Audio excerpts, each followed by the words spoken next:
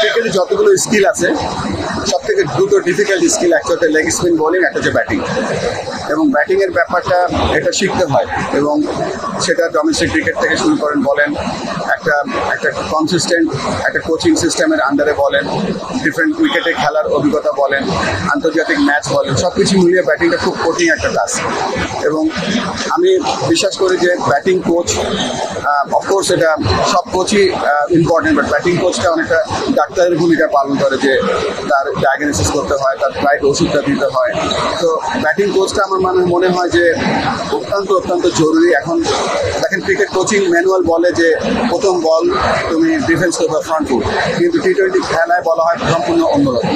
তো এই যে ডাইনামিক বা এই যে ভার্সেটাইলিটি যে কোচিংয়ের, সেটা কিন্তু প্লেয়ারকে রপ্ত করতে হয় বিভিন্ন ফর্মেট খেলে। তবে আমি বিশ্বাস করি যে যেই ব্যাটিং কোচ হোক, তাকে আমরা রাইট পিপলটা নেই এবং দীর্ঘ সময়ের জন্য রাখি, এবং চেষ্টা করবো যে সেম স্টাইল অফ ব্যাটিং আমাদের হাই পারফরমেন্স টিম, আমাদের এ টিম, আমাদের ন্যাশনাল টিম, সব জায়গায় যেন একই স্টাইল হয়। তাহলে একটা ব্যাটারের যে লাইট পাথ হয়ে আছে, সেই রাইট জিনিসটা শিখতে এগোতে পারে।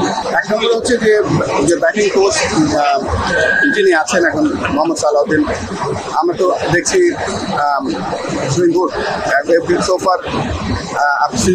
সিরিজের মাঝখানে ওভারঅল কমেন্ট করবো না, তবে সব সিজনটা শেষ হলে তারপরে আমরা দেখবো। আর সাকিবের ব্যাপারটা হচ্ছে যে আমাদের সাথে এখনো অফিসিয়ালি কোনো যোগাযোগ হয়নি। অফিসিয়ালি আমি আগারও বলছি যে এই কাজটা সিলেক্টরদের, এবং সিলেক্টরদের সিদ্ধান্তটা নেয়। আমি আমার এখানে যে রোল আছে, আমি ক্রিকেট বোর্ড চালাই, টিম সিলেকশন করি। সাকিবের আসলে বাংলাদেশ ক্রিকেটে এখনো আসলে কতটুকু প্রয়োজন আছে বলে মনে করেন? যেহেতু আপনারা নতুন প্লেয়ারদেরকে দিকে ইয়ে করছেন, সেক্ষেত্রে সাকিব তো হয়তো আর খেলবে নিয়ে 1-2 বছর, সেক্ষেত্রে আসলে তার কতটুকু প্রয়োজন বোর্ড বাংলাদেশ ক্রিকেটে? এটা আমি ক্রিকেট অপারেশনসে যারা আছে, যারা ন্যাশনাল টিমটা দেখাশোনা করে, তাদের সাথে কথা বলি। তাদের এক্সপিরিয়েন্স হিসেবে আমি এক্সপিরিয়েন্স হিসেবে এখানে দাঁড়াই।